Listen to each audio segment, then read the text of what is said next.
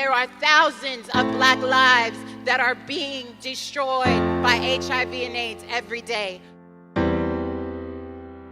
We join with 16-year-olds who are HIV positive, born that way, and have to live every day with the stigma and shame of ignorance. Today, by being here, you join in this movement. Do not leave here the same. This is a call to action.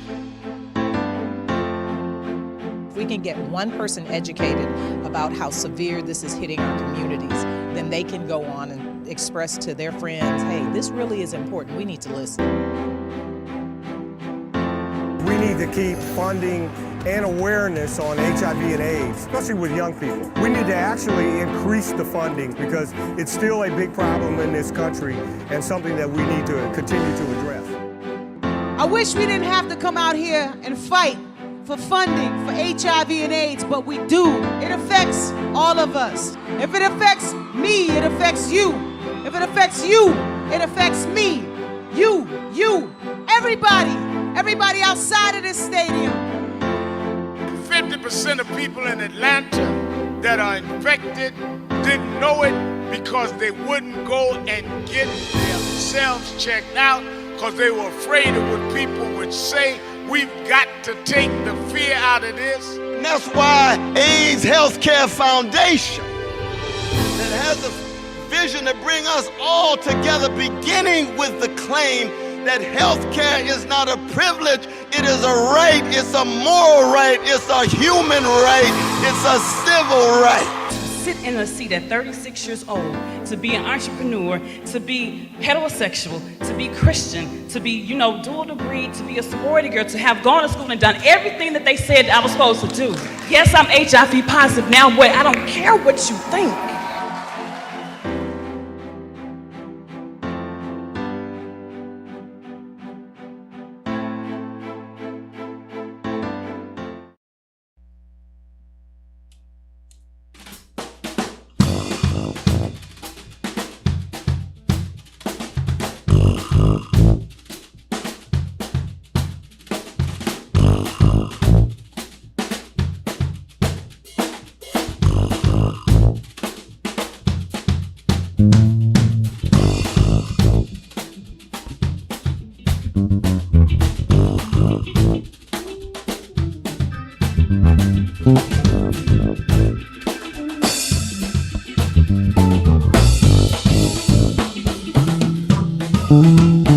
I've been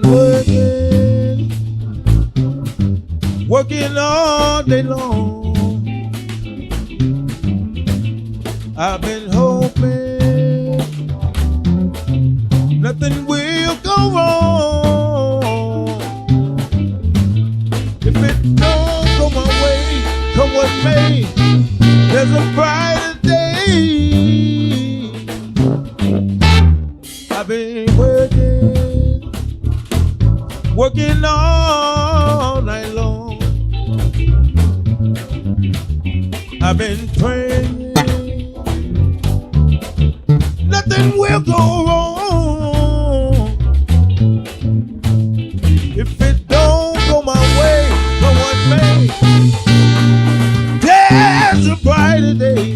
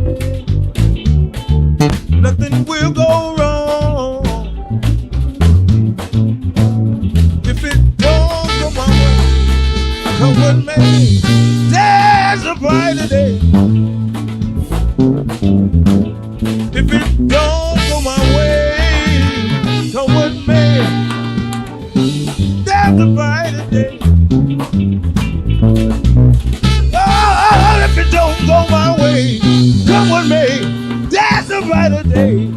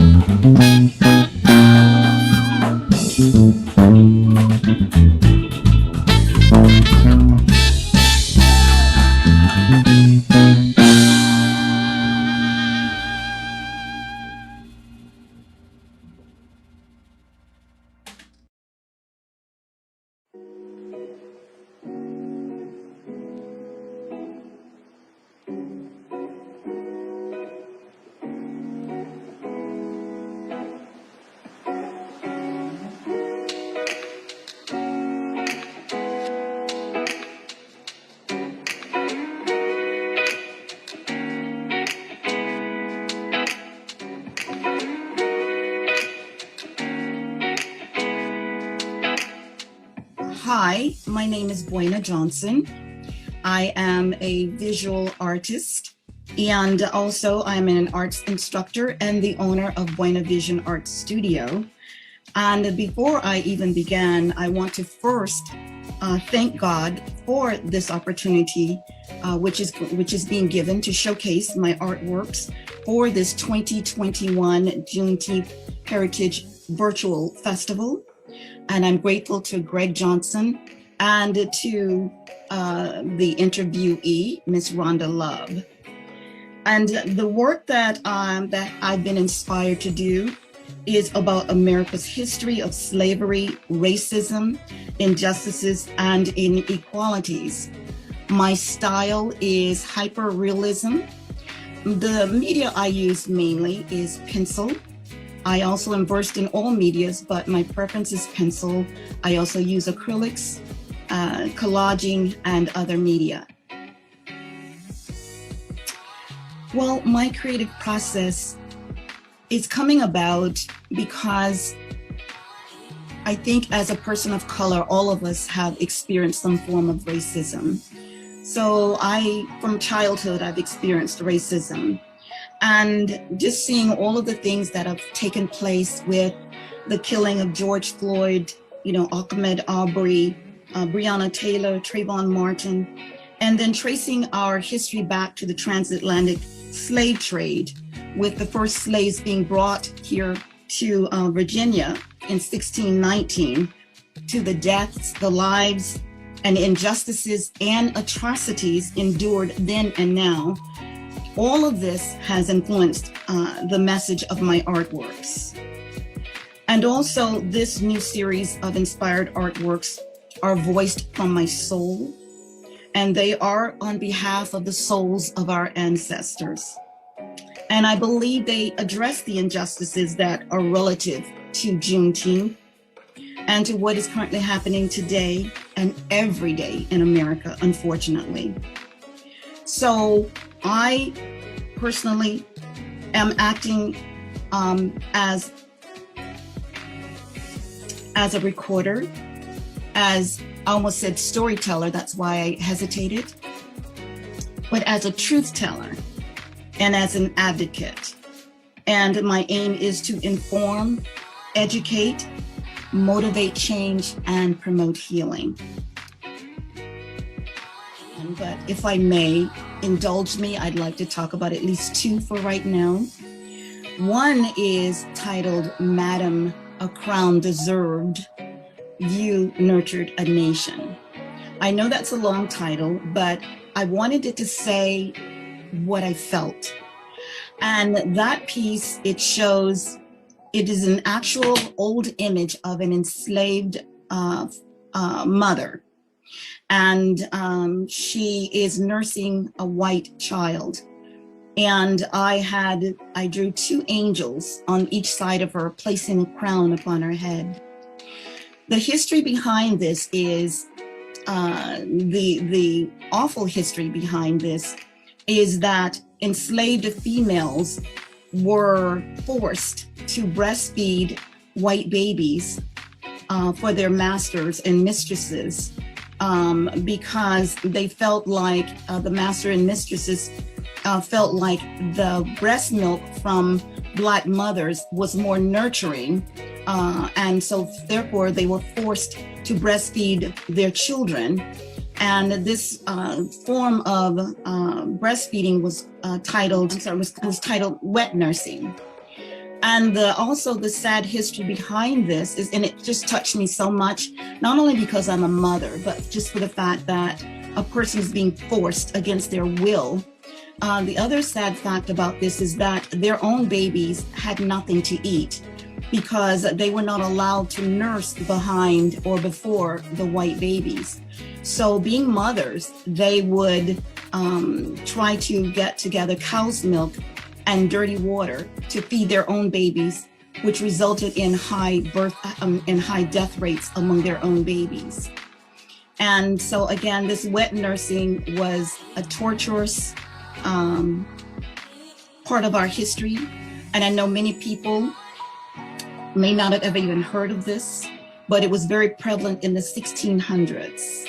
And so it just touched me a lot. And so therefore I did a piece based on our, again, hidden American history. And then the other piece that I wanted to talk about for me was a kind of a fun piece to do. And it's called Sweet Revenge.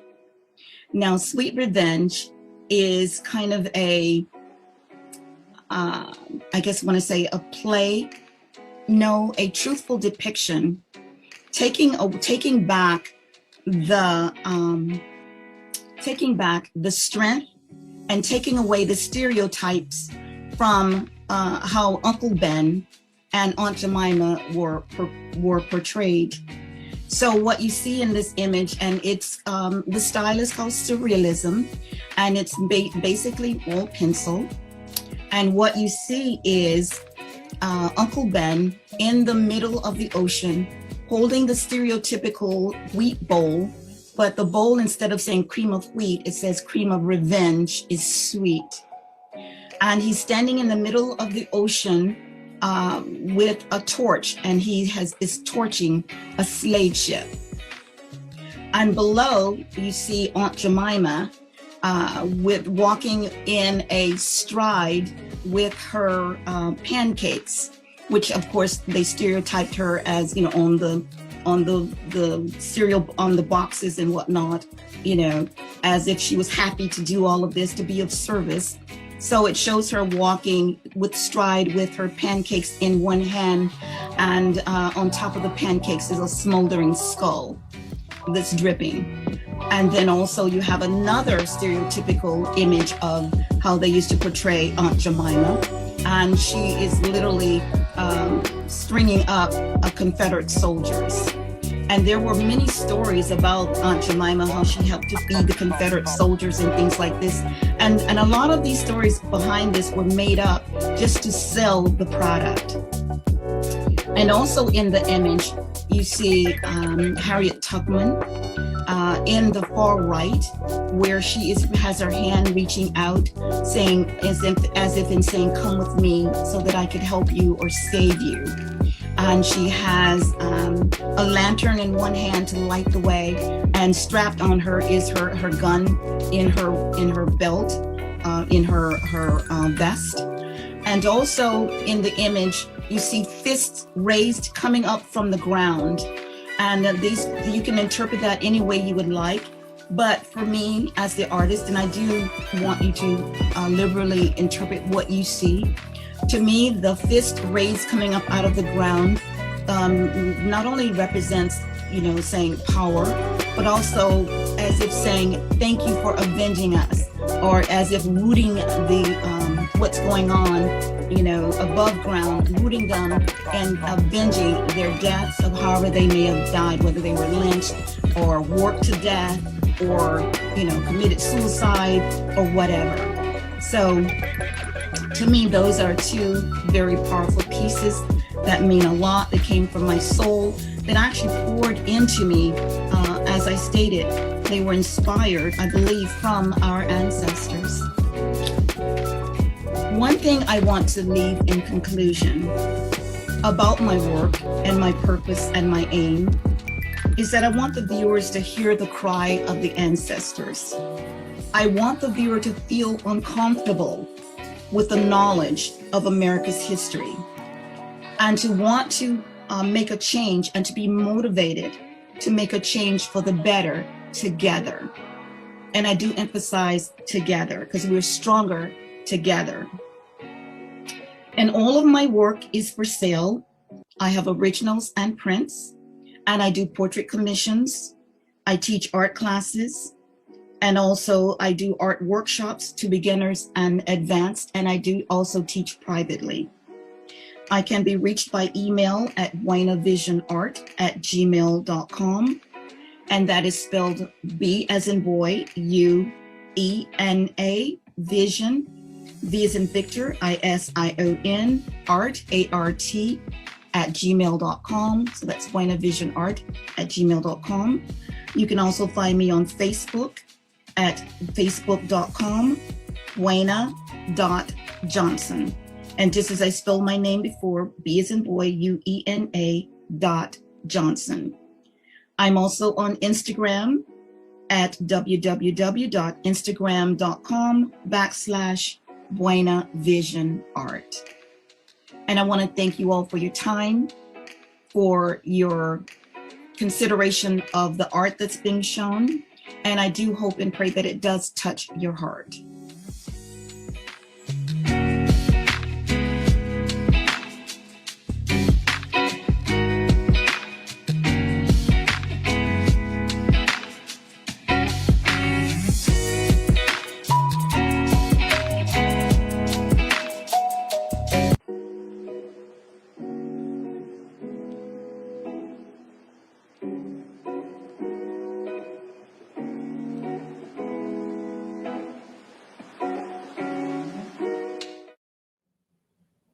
Hi, I'm Dominique DePrima, and I'm just so inspired and fired up by the past year. Well, yeah, we could say the past 50 years, but definitely the past year in social justice, in anti-racism, this worldwide movement, which is, as we count bodies in the streets, the biggest social justice movement ever since we've been keeping track of these things in human history.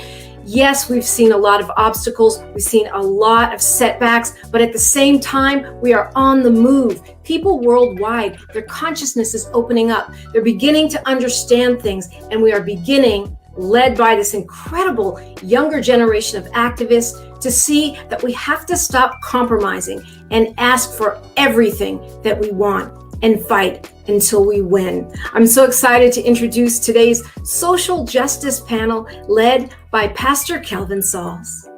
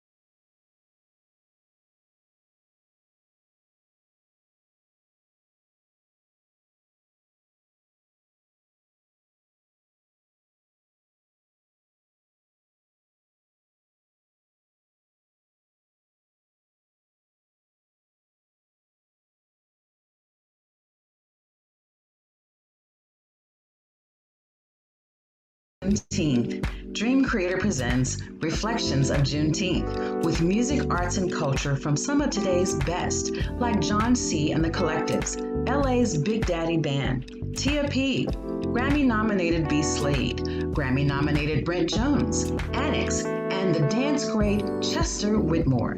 With national and international messages from Congresswoman Maxine Waters, former African Union Ambassador to the U.S., Dr. Arikana Chihumburo Kwao, from London, England, Carol and Miles Crawford, world-famous VIP Records, Kelvin Anderson, and the African American Historical Society of Long Beach, plus a narrative from the birthplace of Juneteenth presented by Galveston, Texas historian and Juneteenth expert Sam Collins, and a Celebrating Juneteenth in Mexico conversation with the direct descendants of the Seminole Black Indian Scouts.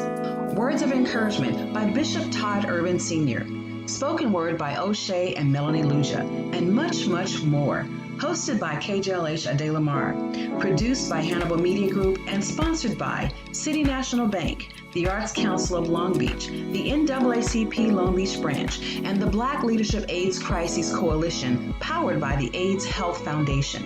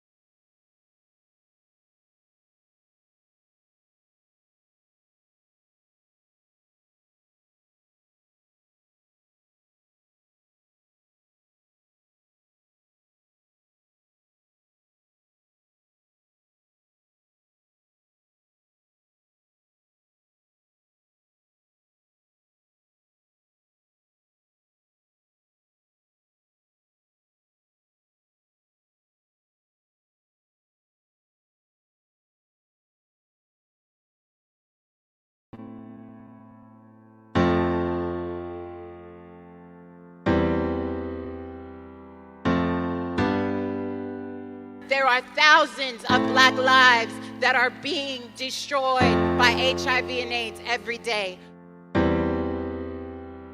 We join with 16-year-olds who are HIV positive, born that way, and have to live every day with the stigma and shame of ignorance.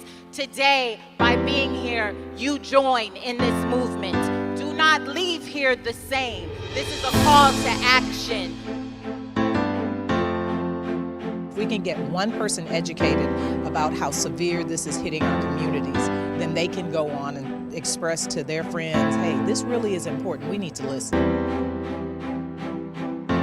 We need to keep funding and awareness on HIV and AIDS, especially with young people. We need to actually increase the funding because it's still a big problem in this country and something that we need to continue to address. I wish we didn't have to come out here and fight for funding for HIV and AIDS, but we do. It affects all of us. If it affects me, it affects you. If it affects you, it affects me. You, everybody outside of this stadium. 50% of people in Atlanta that are infected didn't know it because they wouldn't go and get themselves checked out because they were afraid of what people would say We've got to take the fear out of this. And that's why AIDS Healthcare Foundation, that has a vision to bring us all together, beginning with the claim that healthcare is not a privilege, it is a right, it's a moral right, it's a human right, it's a civil right. Sit in a seat at 36 years old, to be an entrepreneur, to be heterosexual, to be Christian, to be, dual degree, to be a sorority girl, to have gone to school and done everything that they said I was supposed to do. Yes, I'm HIV positive now, but I don't care what you think.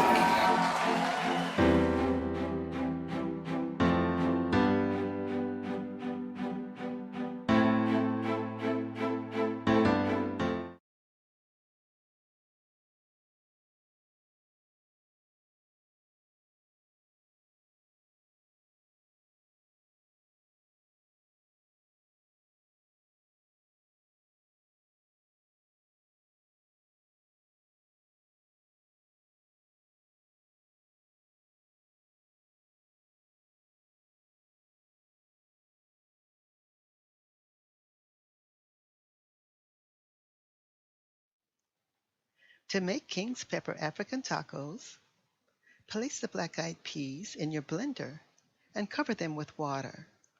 Let them soak for at least 30 minutes or until they swell. While they soak, prepare the toppings and the sauce. You'll need 1/4 cup red bell pepper, although green works just as well. 1 cup chopped onion, white, red, brown, your choice. You'll use half of the onion for the batter and save half for the toppings. You'll need 2 or 3 cloves of fresh garlic, 1 cup chopped cabbage, 1 teaspoon salt, and oil to fry the tortillas. While the peas are soaking, mix a 2-to-1 ratio of vegan mayo and sriracha.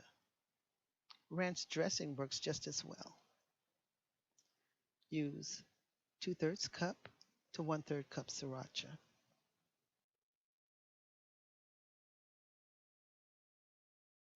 Drain the peas and blend them together with the contents of the flavor packet, salt, garlic, onion, and bell pepper to make the batter. Blend until a thick oatmeal-like batter forms. Use 1/2 cup water if necessary.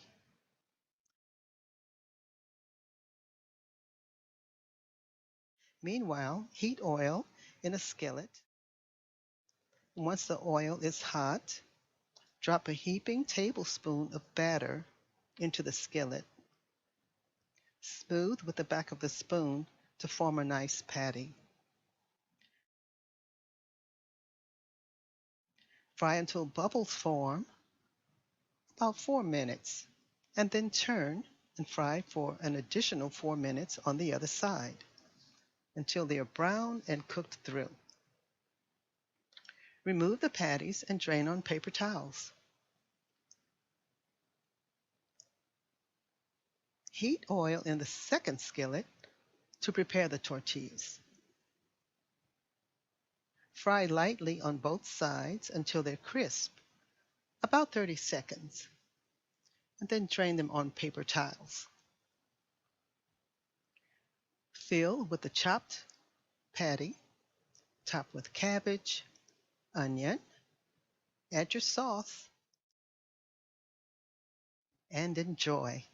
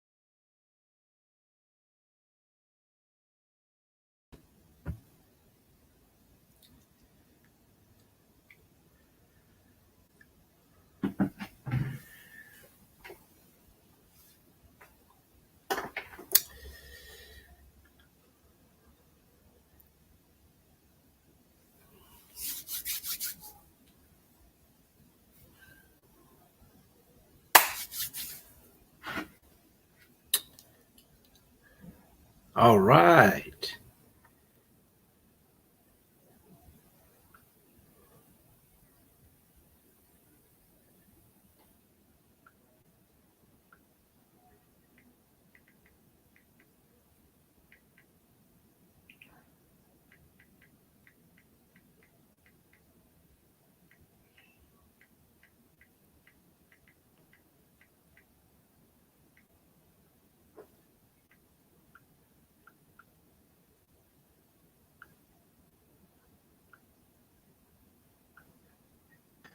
Greetings, Pastor Saul. Mission Control here.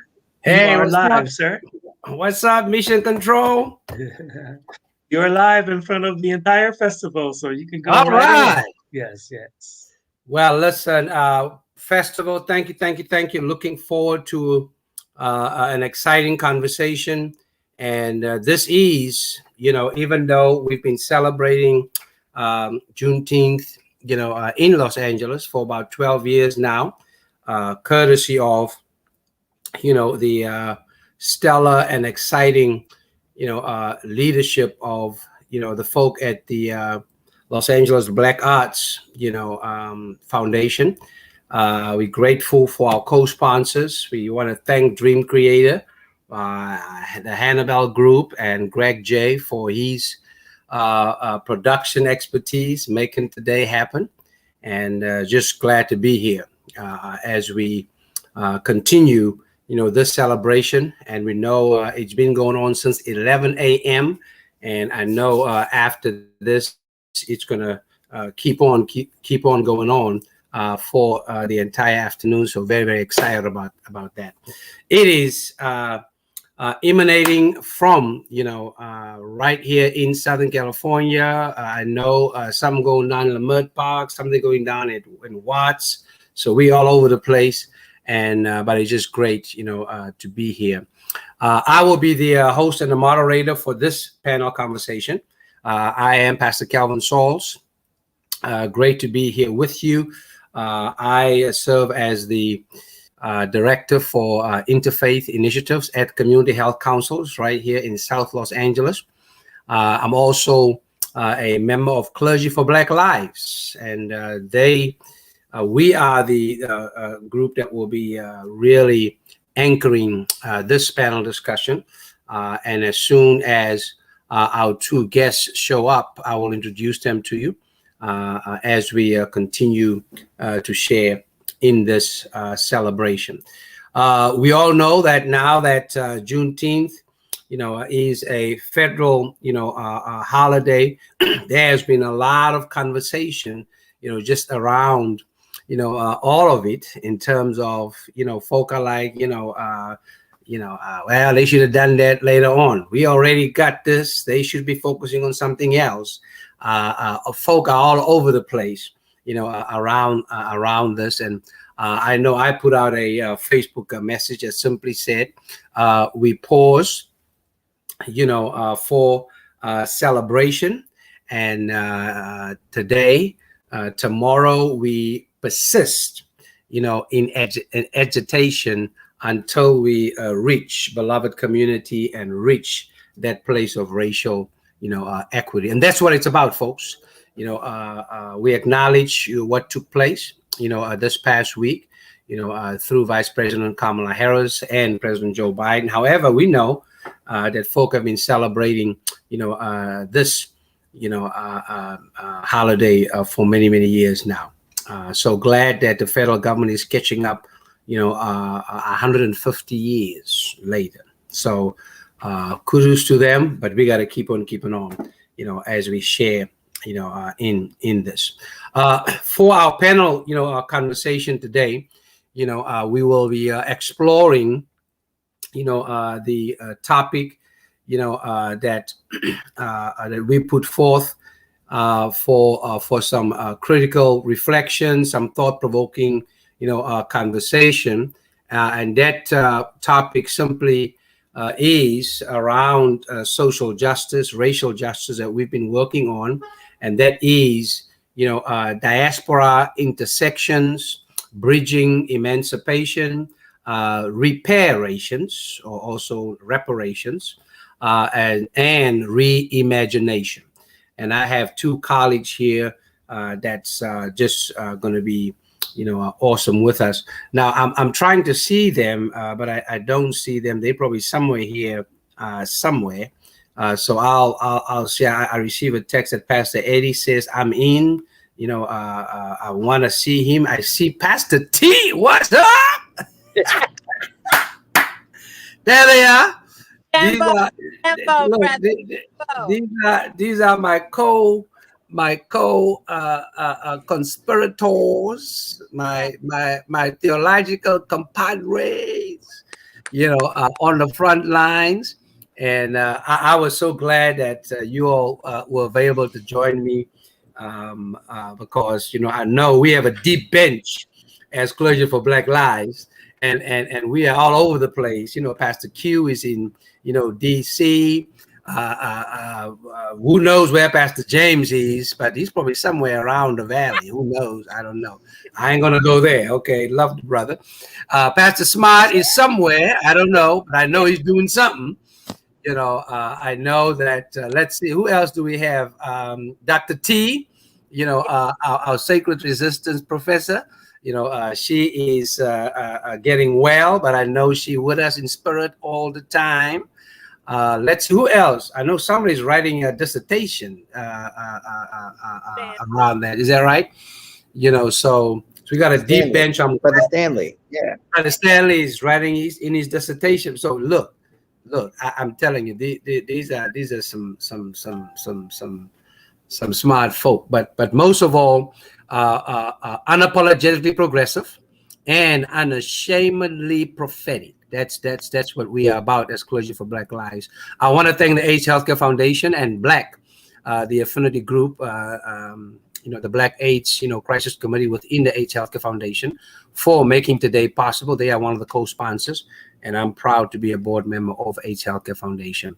Today, I have with me my brother from another mother, and that is Brother Pastor Eddie, Anderson. He is the senior pastor at the McCarty Memorial, a Christian church. He's part of, the moral revival, around the work that's going on, with Bishop Barber. He anchors our California work, around that, and the Poor People's Campaign. He's part of Clergy for Black Lives, Black Lives Matter. Just appreciate him, and he is. We call him in Clergy for Black Lives our Gula brother. So he might hook up some Gula today. Who knows? Around that, we'll see. And then we have one that is our nurturer, one that is our prayer warrior, one that checks on all of us. That she's all about faith, health, and wealth. And by wealth, I mean wellness. That is, Pastor Thembilika Coleman-Smart. And she's the co-founder and co-pastor of Christ Liberation Church right here in South Los Angeles, part of Clergy for Black Lives, Southern Christian Leadership Conference, Women. She's the director of that work. And I'm just, grateful for her and appreciate our friendship and partnership. That we call her Pastor T. Seeing that Pastor, William Smart already got smart, and so we said we're going to call her Pastor T, and T stands for transformation. Okay, thank you very much. So hey, here we are, folks. Let's get into this. I said at the beginning, a lot's going on, around. Of course, now that this is a quote federal holiday, and social media, of course, exploded. My text message exploded. Around what does this mean 150 years later? Even though several states already had this, as a holiday around that. Let me ask you, what are your thoughts around, this now, being a federal holiday? You and I know the way we work, we need a day off, but we clear, given what's been happening in this country, we got to have a day on, an ongoing day on around what still needs to happen, around, voter suppression, what still needs to happen, around the prison industrial complex, what still needs to happen. We know all that stuff. So I just want to get your initial responses around, what does this mean, to you, some perspective on it, and just your thoughts. I'm going to start with Pastor T, and then I'll invite Pastor Eddie in, just for some initial thoughts. Pastor T. Greetings, peace and blessings, beloved. Peace and blessings to you, Brother Sauls, and to you, Brother Eddie. Happy Juneteenth, and it is a happy day.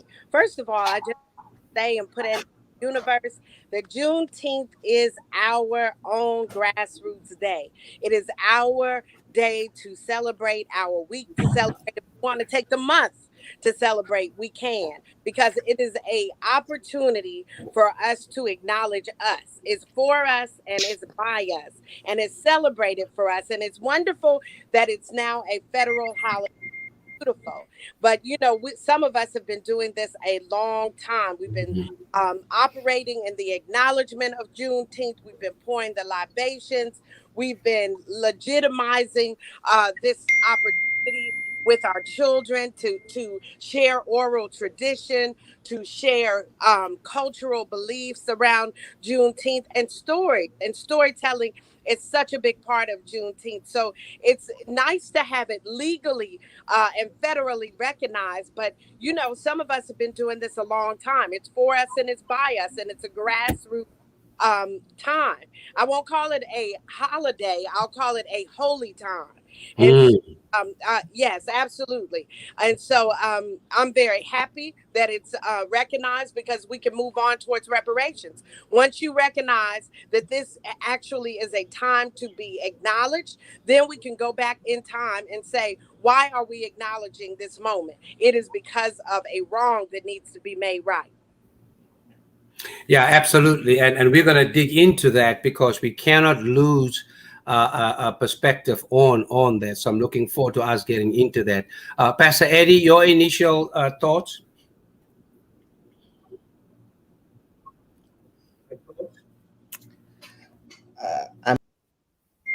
The country finally woke up to what we already know. It's already been a holiday, right? You can't, if you are Black, then you already know it's a holiday. And as Pastor T said, it is a holy day. But it's also a day of commemoration, right? And when we remember the promises given but never kept, we know that Juneteenth is a day where we celebrate delayed freedom, right? And so I will remind us that we celebrate Juneteenth because in 1863, there was a meeting and the president was hedging his bets. Abraham Lincoln, I know people love him, but he was hedging his bets and he didn't know what to do. And Black pastors told him, give us 40 acres and a mule. And I just have to say, on Juneteenth, we remind ourselves, we still ain't seen that yet. We haven't seen the land, we haven't seen the equity, we haven't seen the pathways for us to go out and work with our hands and build what we need without it being burned down, because Tulsa happened, without it being taken from us, because Black Lives Matter, and still remind us to go into these streets and stay into these streets. And so it's a holiday, but as Pastor T said, now can you fulfill the promise, right? Because it's funny to me, or ironic to me, that we have made it a federal holiday, but critical race theory is banned in 15 states in America. So we can't talk about what slavery was really about, and how colonialism came and try to enslave our bodies. But Juneteenth is now a holiday, which means let us celebrate, commemorate, and let's actually make the promises fulfilled and not just issued. Absolutely. Celebrate, commemorate, and as you say, Pastor Eddie, participate in making, the promises a reality, around that. I mean, that is so critical for us as we look at, where we are right now. This ongoing state of, deception and denial, right? I mean, that's kind of been the narrative, here in, the United States. In fact, I dare say the intersection for us is that's been the narrative for Black folk all around the world. As one who's born and raised in South Africa, white folk over there, right now are in, that denial and deception phase, you see, around that, as they continue to look for ways to hold on to economic power on the one hand, and then how to continue to figure out ways to undermine political power as we seek to move towards, a beloved community, over there. Pastor Eddie, you mentioned the piece around that this becoming, now a federal holiday, is part of that alignment, but we know that alignment must be connected with fulfillment, right? There's still, in so many ways, emancipation that has to take place. It was declared, but in so many ways, there has been ongoing disruption of that emancipation, right? Disruption after the first, Reconstruction, disruption after the second, Reconstruction. And here we are, of course, the Poor People's Campaign advocating right now through that resolution that Congresswoman Barbara Lee, introduced, with the Poor People's Campaign around, the third, Reconstruction. That's where we got to still move around this whole, fulfillment, around that. Can you, Pastor Eddie, just share a word around how do we, participate in the ongoing emancipation that needs to take place as we are, in your words, caught, between what happened on, in Tulsa, Oklahoma, right? In terms of May 31st, June 1, right? And, this delayed, a freedom that took place, and only realized 150 years ago. Given what we have going on in Congress today, what is still the ongoing emancipation that we got to participate in? Pastor Eddie? Yes, I would say that the Emancipation Proclamation and even Juneteenth was a declaration, but the action came when Black folks, at the time it was Black men, and our sisters came a little bit later, were able to vote, right? Mm-hmm. And that is when freedom became actionable. You could take an action with the limited freedom that they tried to give your body. Our souls were always free. And I'll keep on saying that our souls were always free. And so right now, we're talking about a third Reconstruction, and we have yet to pass H.R. 1. Stacey Abrams is telling us we need to call our congressman, call our senator. She said, you may have heard of a hot girl summer. This is a hot call summer. That we need to get out there and make the phone calls so that we can protect our voting rights, because we know across the South and that the Southern strategy from long ago is still in full effect, and they're trying to strip our voting rights. And so it is important for us in the Reconstruction to keep that uplifted. The other thing I would say is when we marched in the streets, all of us on this call marched in the streets with Black Lives Matter as Clergy for Black Lives.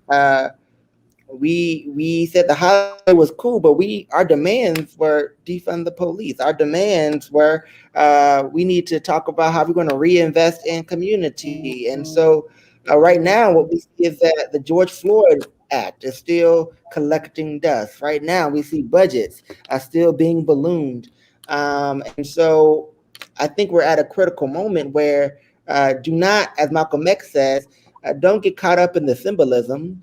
Ask them where the product is. You know, where are we going? Where are we moving towards? That we don't confuse motion with progress. And yes, making it a federal holiday we are excited about, but it is a motion. It's not progress. And in some ways, it represents a fulfillment to say it is a thing that Black folks have suffered in this country, but it has not yet declared or acknowledged that Black folks deserve full freedom and emancipation. And so I think that's where we find ourselves at on this Juneteenth. Yeah, thanks for that, Pastor Eddie. I want to connect that, Pastor T. You know, look, we all know that there are just certain institutions that cannot be reformed. And that's why, as Clergy for Black Lives, we are unapologetic around sacred resistance and also the fact that we are abolitionists in the tradition of Harriet Tubman. And I think that's very, very, because we understand that's what, you know, liberation, the liberative Jesus came to do. That's what he was all about. You know, it wasn't trying to reform, you know, that which has dehumanized people, that which has destroyed, you know, creation, right? It's about how do we facilitate, you know, deconstruction so we can engage in reconstruction. I know that you, through SCLC and the women, have particularly focused on how, you know, this industry of law enforcement and policing, you know, has affected our women. You know, we just celebrated Breonna Taylor's birthday, right? You know, and I was part of the event last year that in Lamert Park that SCLC women, you know, coordinated. You know, we know that freedom was delayed for women, even though Black men had, you know, freedom and the right to vote, et cetera, et cetera.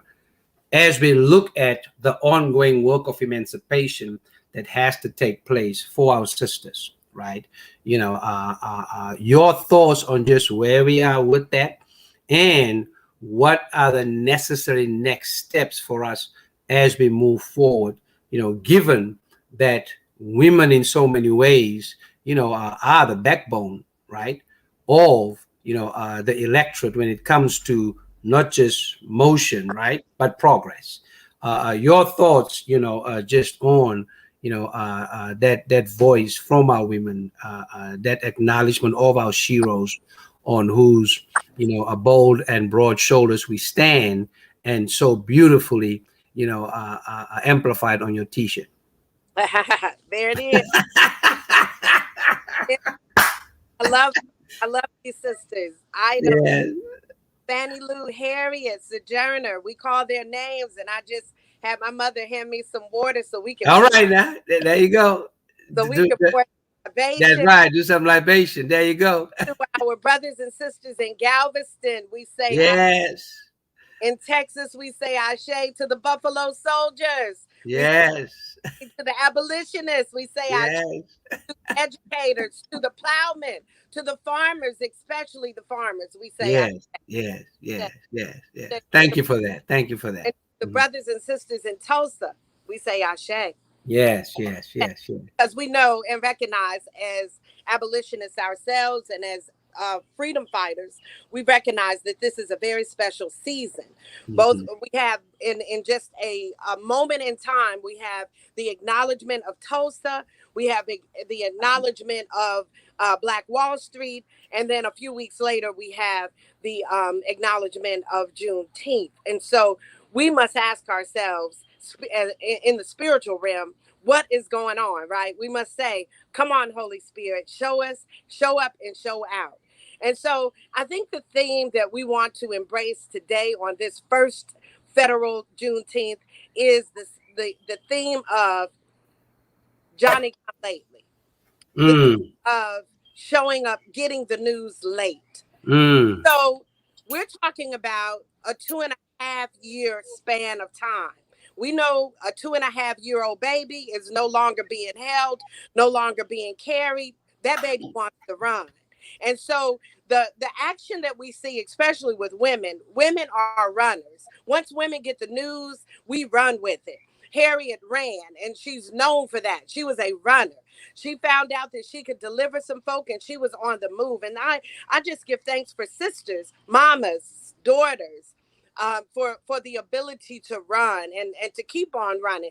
But we're in a special time right now, and we want to make sure that we honor 1863. We want to make sure that we bring into the spirit of 1865, the 2.5-year span of not knowing, from the signing of the Emancipation, and then the killing of our native indigenous Black Indians and Native Indians here in this country, right there near Oklahoma. And then we we pour libations for them as well. Let me stop and pour libations for them, because right behind the signing of the Emancipation, we witnessed also in this country the killing of indigenous people, right behind that.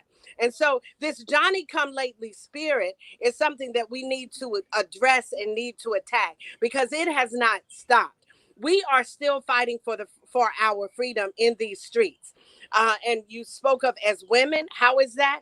What does that look like? We're still having to wait up for our children to come home. The 2.5 years is really 150 years, because we still have not gotten the good news that we need to get. That our children are safe, that our husbands are safe, that our families are well and whole. We're talking about women still dying on the maternal table. And so that's not 2.5 years. That's still happening 150 years later. We're still talking about PPE supplies that were not properly given to the Black community during the pandemic. That's 150 years. We're still talking about HIV and how it affects women, Black women especially, across the diaspora. That's 150 years. So we're not just talking about a 2.5. We're still suffering in hospitals behind cancers and cervical cancers and breast cancers that are not addressed properly. We're still dealing with the fact that the food pyramid that is given to American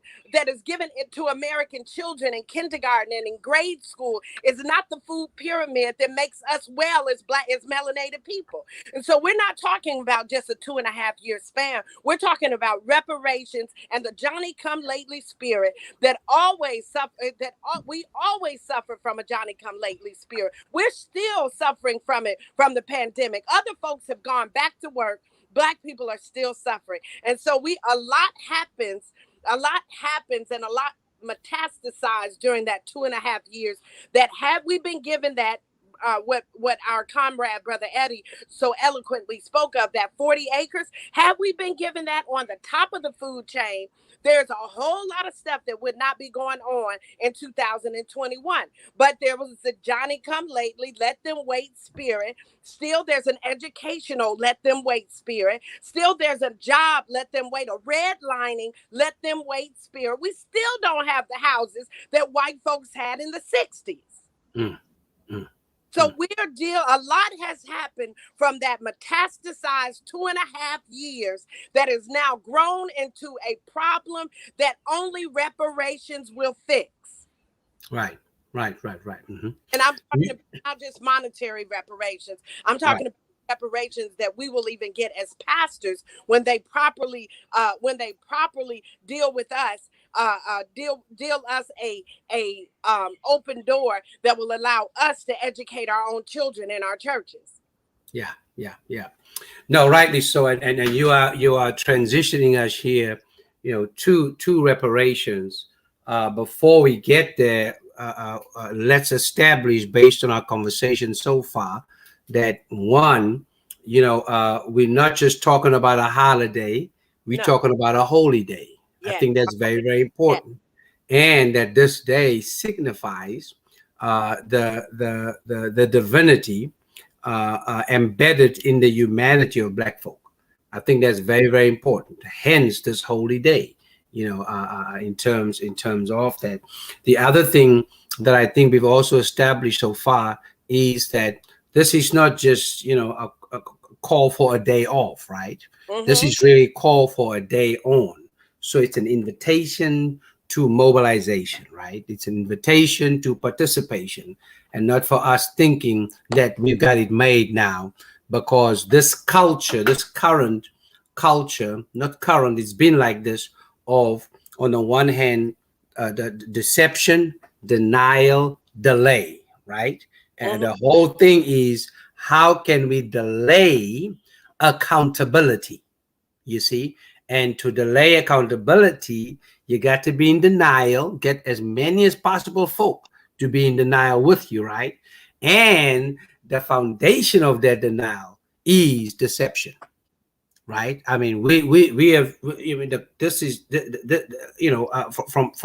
from the White House to Congress to, you know what I'm saying? It's just this culture of lies, right? And I think it's important for us to establish that, around, that three-prong, piece: deception, denial, delay. The delay, of course, as we talk about, is around accountability. And let's break down the reparation piece. And on the flyer for this, I call this repair-ation, right? That means, for me, the process of repairing what has been broken, right? Everybody wants to talk about reconciliation, but nobody wants to talk about conciliation, right? You see, in terms of that. And I think that's very, very important for us to realize, what that needs to look like. Of course, Congresswoman Sheila Jackson Lee out of Texas has been working on that bill. It's making its way, through, the House, right now. Here in California, we've worked around some reparations pieces. There are hearings going on around that. Of course, we are aware of what happened in Manhattan Beach around the land that was taken from Black folk and now returned, to Black folk, in terms of that.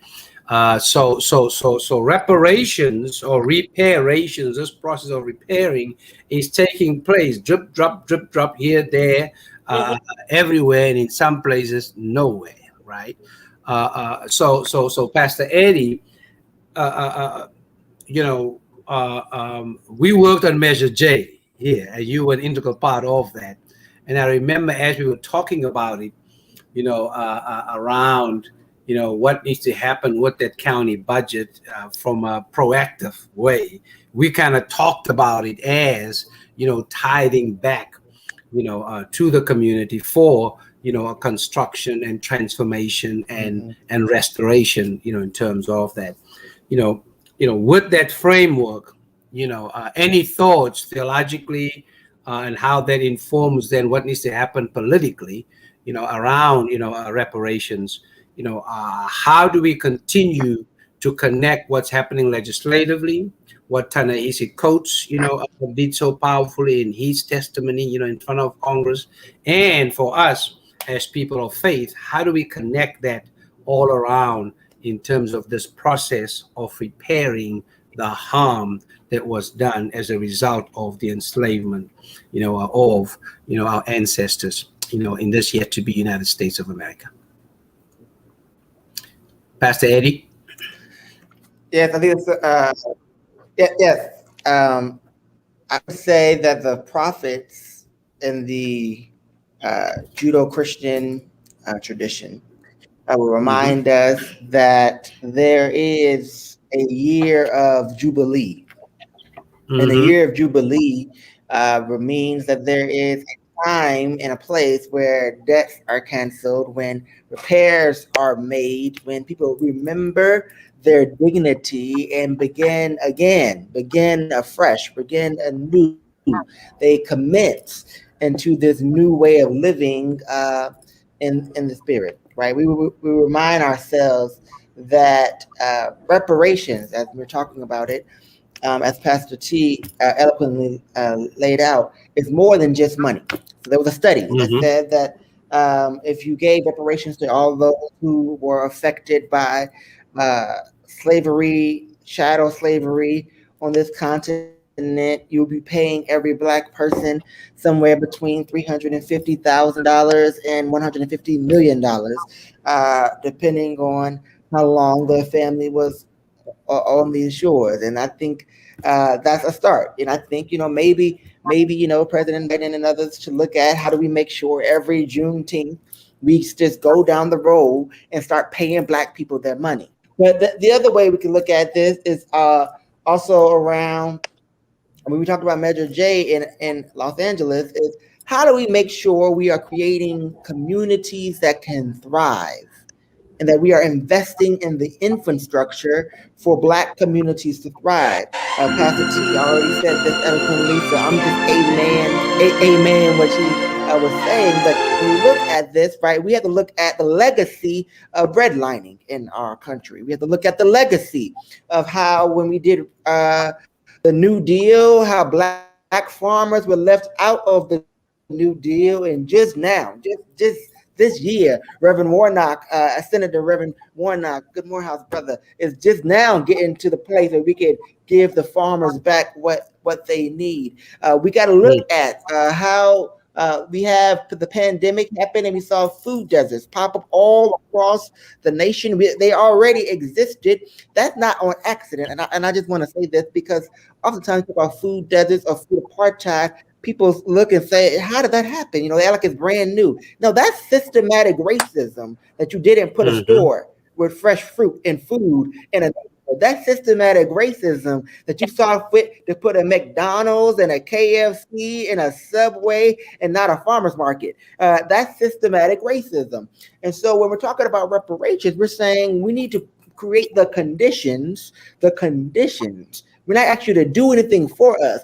We're saying create the conditions so that we can begin again, that we can declare the year of Jubilee. If you are Christian, Jesus says that this is the time when he sets the captives free, that we have to declare this is the year of good news. If you are one of our Islamic sisters and brothers watching this, that when the prophet, peace be upon him, went back to Medina, created the Medina Doctrine, he made sure people's needs were met and people weren't charging people all the interest rates and taxes. He made sure you had what you needed to make it there. If you go to our sisters and brothers who practice our indigenous traditions from the motherland, that when we grew up in a village, everybody had a role and assignment, and that is your role and assignment. You could expect that needs we met equitably up in a community.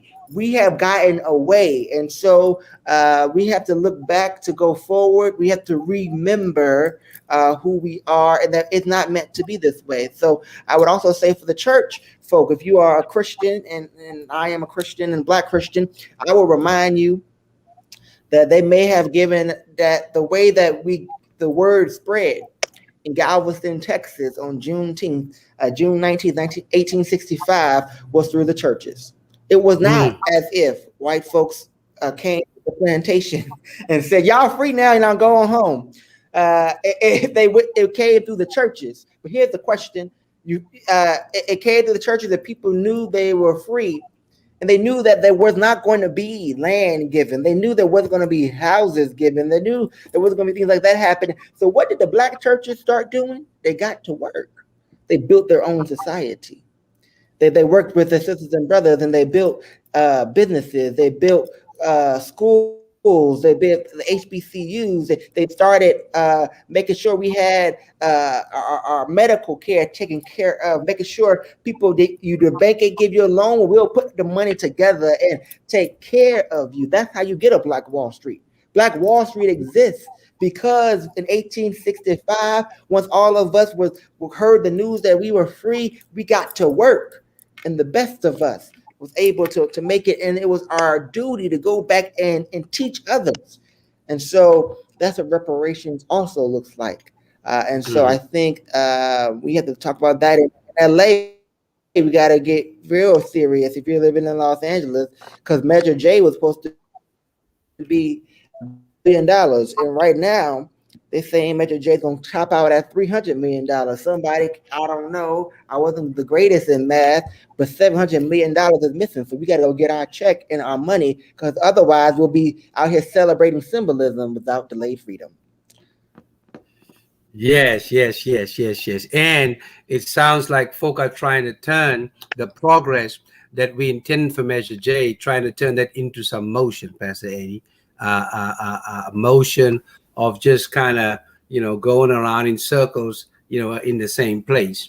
And there's no, forward movement and progress, for that. Pastor T, I know you already, as always, you're ahead of us, jump into the repair-ation piece, around this. And Pastor Eddie so eloquently connected the whole piece around that cooperative economics that just emanated from us in terms of who we are, right? And this deep sense of self-reliance around how we as a people understand what that is about. And we know that last week SCLC gathered us all in Leimert Park, right? To talk about how can Leimert Park be and become, our Black Wall Street, for Los Angeles, around that. And so I know SCLC has been at the forefront, around that. Would you share some more thoughts just around, a process, of progress around how do we, reimagine, what reparations, can be about as the truth continues to set us free, in the United States. Pastor T. Ashe, as the truth continues to set us free. Let's talk about that. Let's consider Juneteenth church, okay? Let's consider Juneteenth in the sense that it was an anointing of knowing. And really, it's all about knowing. It's a baptism of knowing. How can I get the information that will keep us free at this point? So we know, so we see the emancipation happen, and we see the 2.5 years, and then we see the Black Wall Street developing under the news of freedom. We see Black liberation theology coming alive. We see a turn to Black gospel, and so. What are we saying? We're saying a knowing happening, a baptism of knowing. I want to talk about two people really quickly that are close to me. My great-grandfather, who is Austin Raymond Mary, he was the first Black man in the state of West Tennessee, to have a degree. Not Black or white, just the first man to have a degree. So I want to talk about that, the knowing of that. From that, in the first graduating class of Fisk University, it was three of them. Carter G. Woodson came after him. And so listen, with that said, it is a baptism of knowing. What can I do with my education? What can I do with my knowing? So he started a school that Black folks would travel from all over Mississippi, Arkansas, Tennessee to get to his school, Mary High School in Madison County, Tennessee, where I'm at right now. So really, how can we build a Black Wall Street? How can we build up on our personal treasures? We must share the knowledge. We must tell the stories, and we must give in to critical race theory and critical race teaching to the degree that we turn it into critical mass. That means we need to tip the scale in our favor. We need to tip the scale. We need to know more about us than about them. We need to embrace the Juneteenth message. What happened? What was the recourse? What was the recourse with Sarah Rector, who is the richest Black girl ever in the world, who came out of Tulsa, Oklahoma? Booker T. Washington got on a horse and buggy, went and picked her up in Tulsa, Oklahoma, brought her to Tuskegee University and educated her and other folk from Tulsa. They went back and built Black Wall Street with the bricks that they learned to make on Tuskegee's campus. The difference in a city that was Black and a city that was Black Wall Street was in the brick making.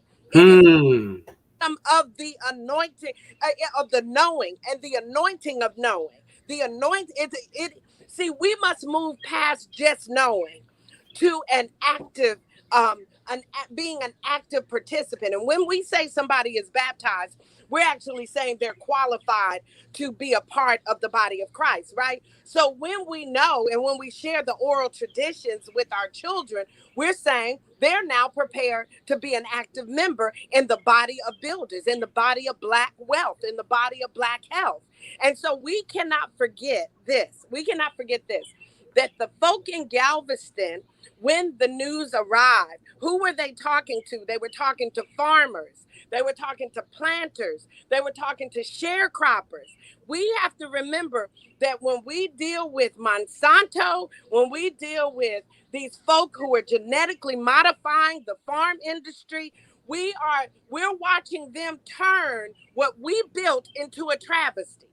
So the fight to not give us the land was a fight to actually take away our own sustainability.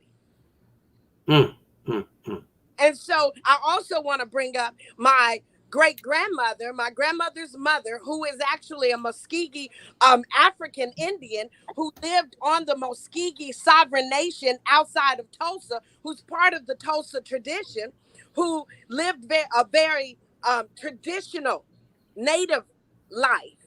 And so when we talk about how can we sustain, how can we keep the freedom, how we need to go deeply into our traditions.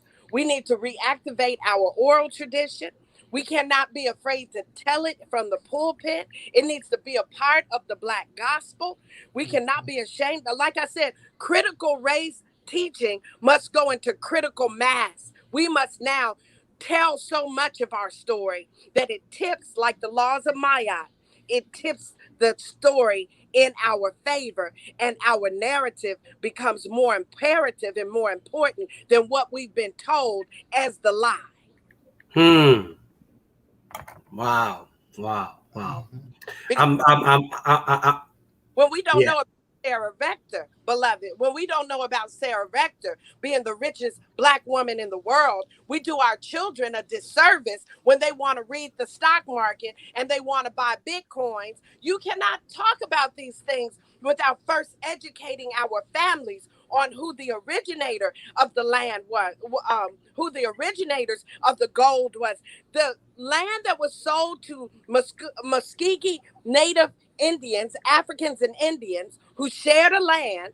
They came before Columbus. We all know the book. We know the author Ivan Van Sertima. We know this. Okay, so listen.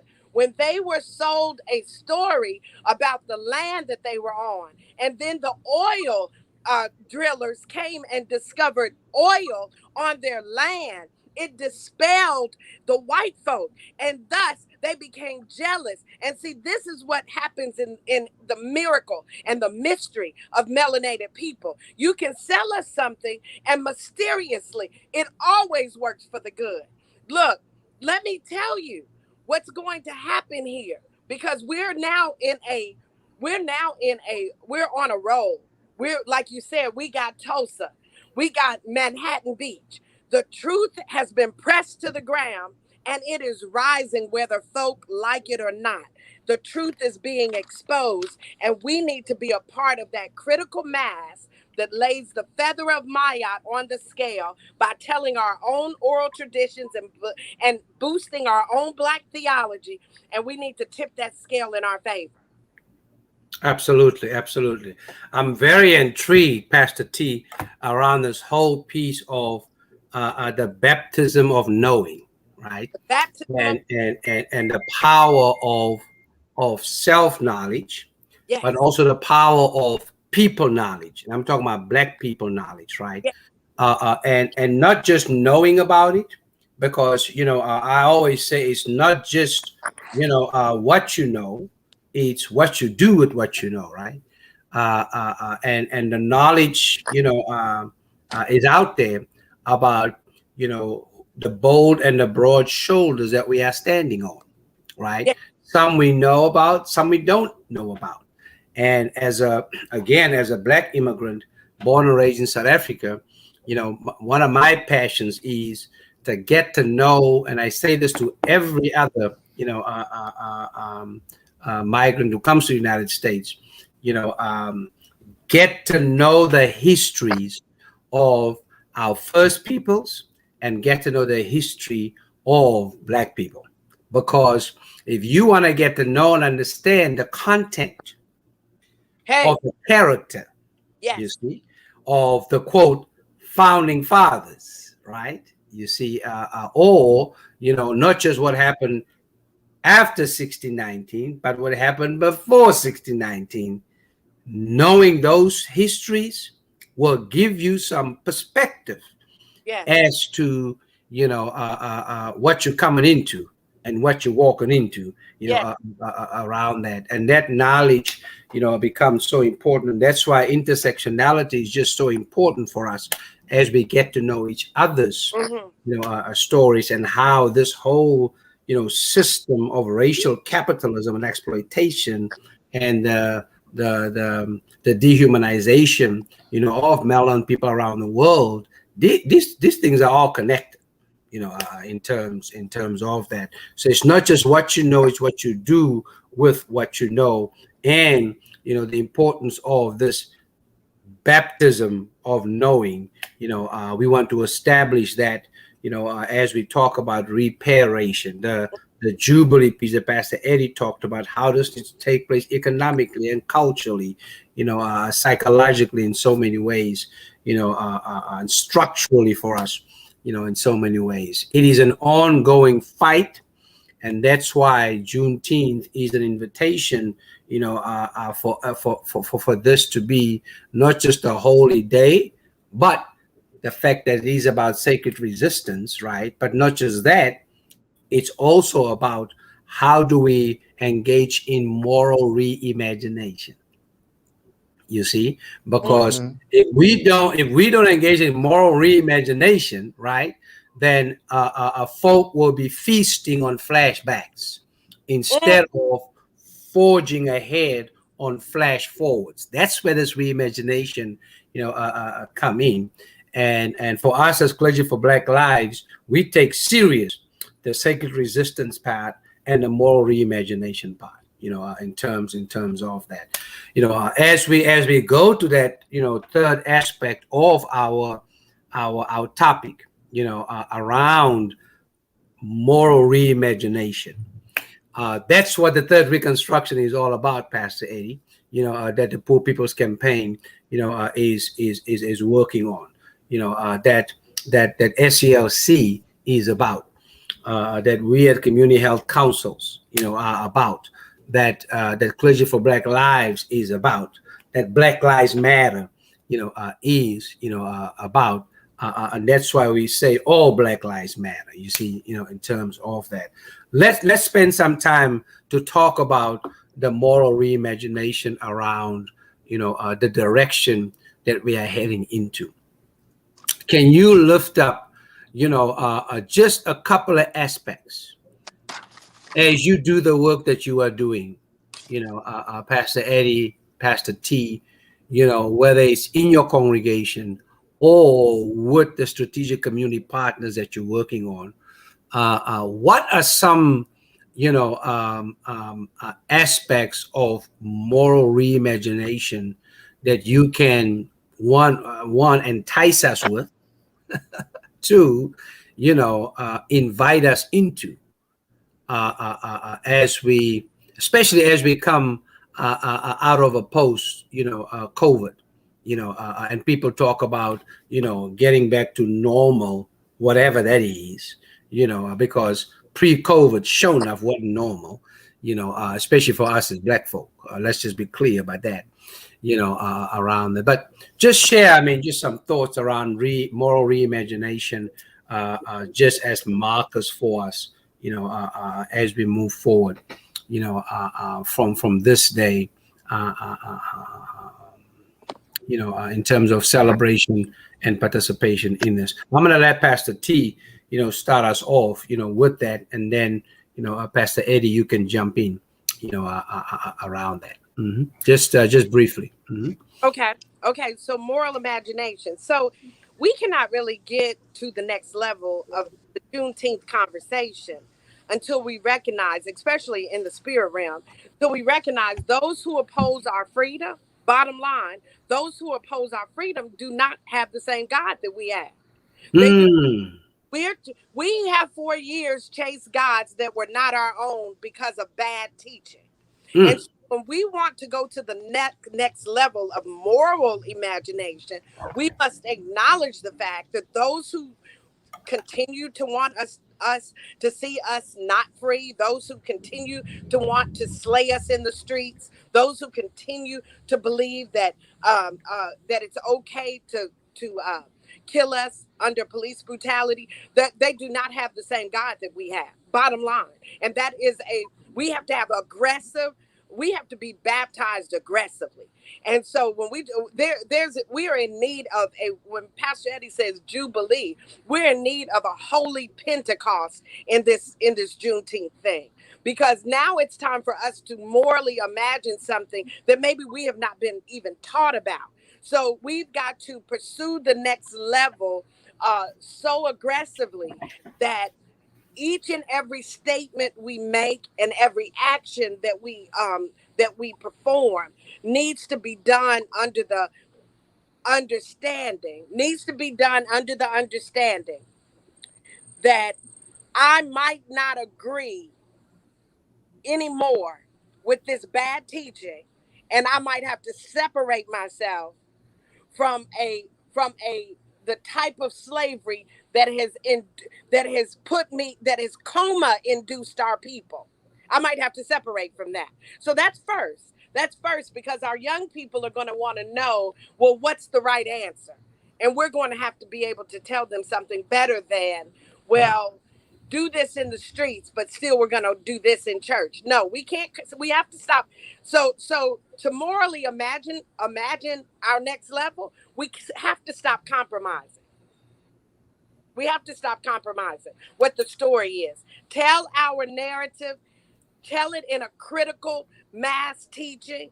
Tell it in a critical race teaching environment. Tell it and do not compromise on it. Let the truth lead us. Let the truth lead us in reparations, and let the truth, under the baptism of knowing, let the truth set us free. Yeah, absolutely, no doubt about that. Pastor Eddie, markers for moral reimagination as we continue in this ongoing fight. Not just towards a more perfect union, but this ongoing fight, towards beloved community. Your thoughts, Pastor Eddie?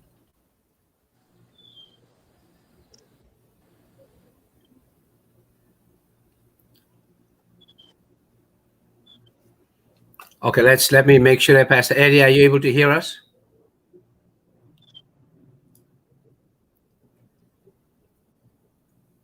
Okay. Pastor Eddie, did you hear my question? Yes. Okay.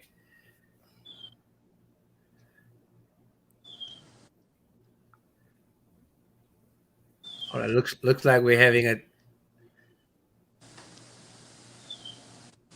a technical challenge there. Yes, I'm having a little trouble hearing all of the words. Okay. I'm gonna try and go slow. So I was just asking you for your thoughts. I can hear you now, but I couldn't. I was able to make out some of it. You want me to repeat it? That you want me to talk a little bit about what immoral imagination. Yeah, just some markers. If you can talk about some markers. I heard parts of your question. I think I got enough of it to give an answer. Okay. I'll say this. Psalms 126 verse 1 says that when the Lord turned our captivity, we were like. Can you hear me now? Yes.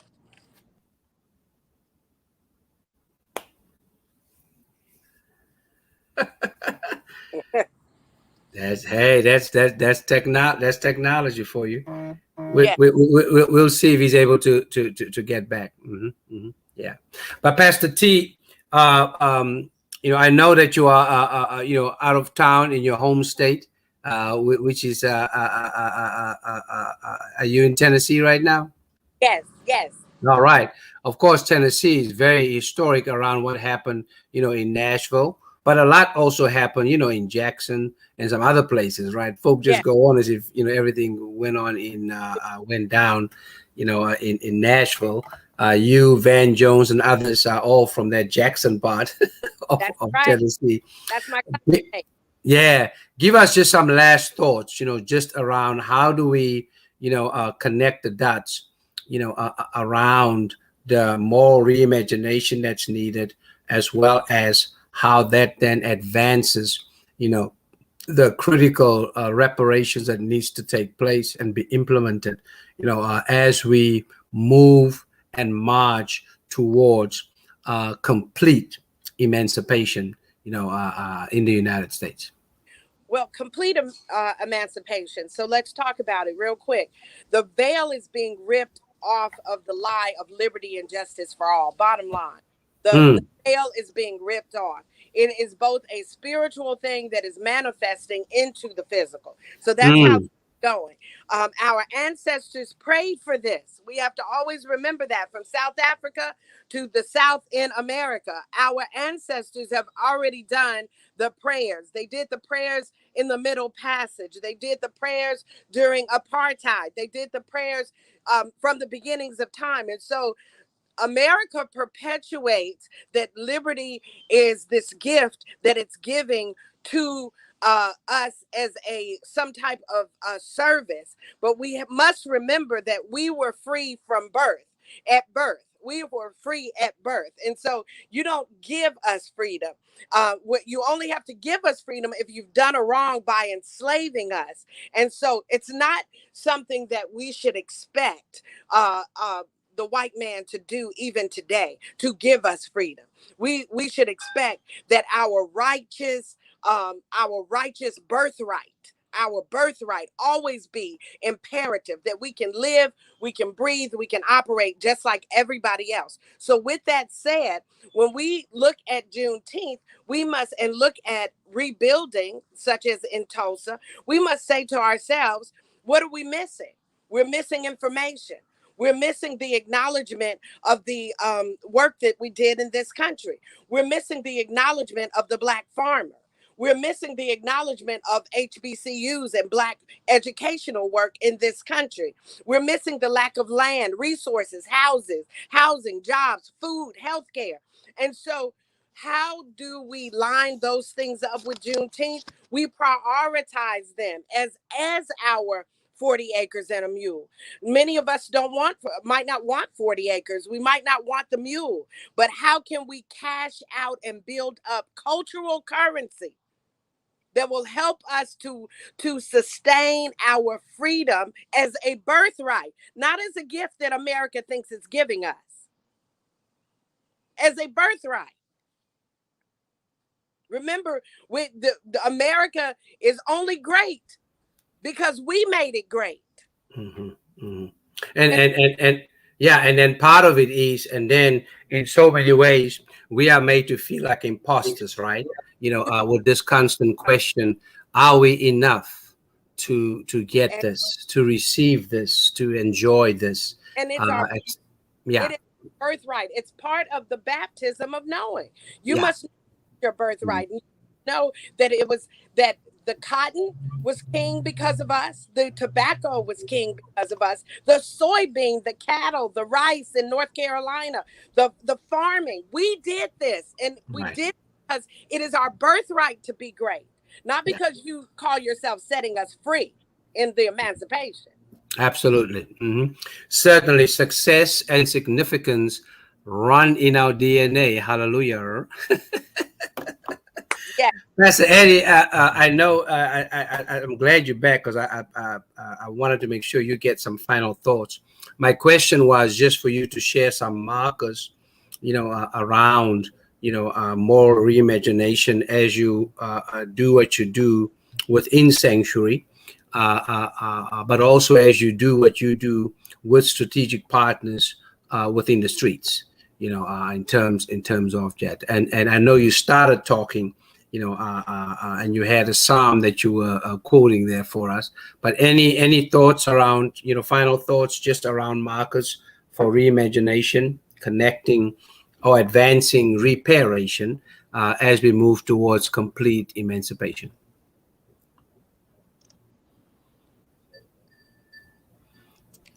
Yes. Sorry about technical difficulties. The psalm I was talking about was Psalm 126:1, which says, when the Lord turned our captivity, we were like those that dreamed. Mm-hmm. And that those that dreamed was referring to prophets, and it was referring to those who were already in captivity but knew that there was something greater. So I'll remind us as Black folks that we must be dreamers. We must dream by any means necessary the ways in which we are to be free. And if you're looking for a place to figure out where that freedom comes from, know that your body carries in it biodata. We know our body carries trauma, but it also carries healing in it as well.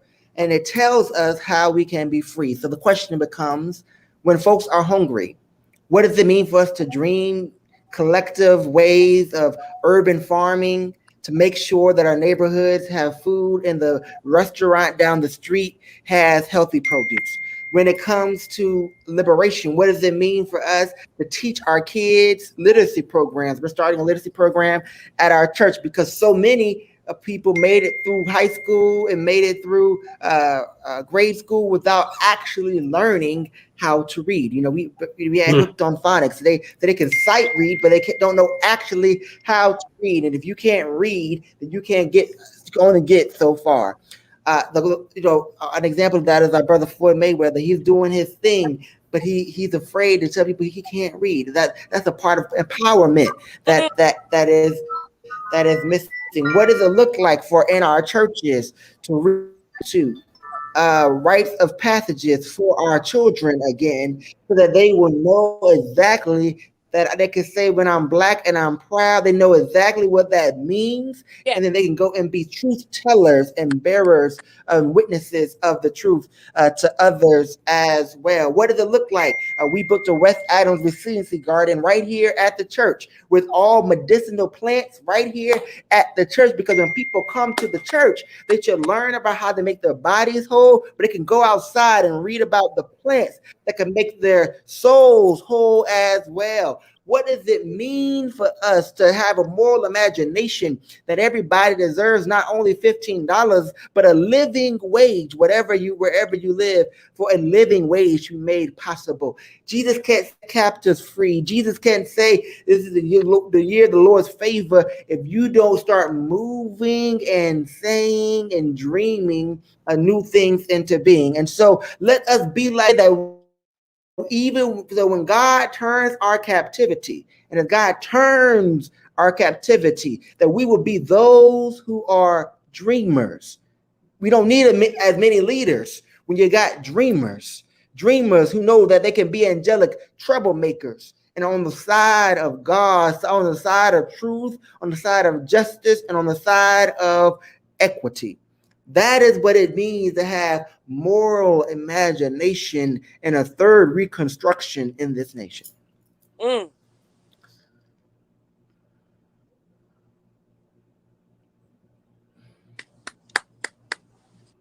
God have mercy. Yes, sir. Look, this is the revival we need. I know that our white conservative evangelicals, they calling for a revival.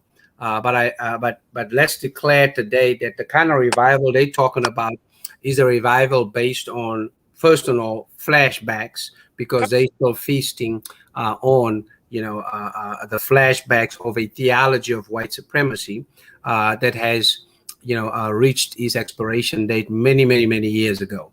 So while they seek to feast on the carcasses and continue to figure out ways to manipulate the liberative agenda of God and using it, for ongoing justification of discrimination, as well as the disruption, of getting to that third reconstruction or getting to beloved community. I think it is important for us to continue to allow Juneteenth to be a springboard for us, just like MLK Day to be a day on, so we can stay on purpose and on agenda around how do we move forward, towards realizing, a beloved community, because that's wasn't just Dr. King's dream, that was God's dream for all of humanity as well as all of creation. I want to again thank Pastor Eddie Abrams, the pastor at McCarty Memorial Church on West Adams. Y'all check him out, and also check out his social media handles. I really appreciate you for being unapologetically progressive and unashamedly prophetic in the work that we've been called to do. Pastor T, as always, appreciate you, my sister. I'm so glad you joining us from the volunteer state. Lord have mercy. And just appreciate you, enjoy family. Pastor T, again, is the co-founder as well as the pastor at Christ Liberation Church right here in South Los Angeles. Please connect with her and check her out. Also, check out what SCLC Southern California, the women, what they're doing there, and just appreciate these two colleagues and comrades for the work that they are doing. We appreciate all of our Clergy for Black Lives colleagues for the work that we continue to do. Thank you, AIDS Healthcare Foundation, and all of our other sponsors. I want to thank, Greg J, my brother, for the work that we do together at the intersection of, what it means to be, a Black in a global context, right? From right here, from the Northern Hemisphere to the Southern Hemisphere. Congratulations on this. This has been great. Mosa, we love you and the work that all of you guys are doing. Thank you, thank you, thank you. And we're going to hand it back to that production team that's working really hard to hold this thing together, keep it together, and to move us forward, in this day on the battlefield for what still needs to happen. Thank you so much. Peace out, one love, and God bless. Peace.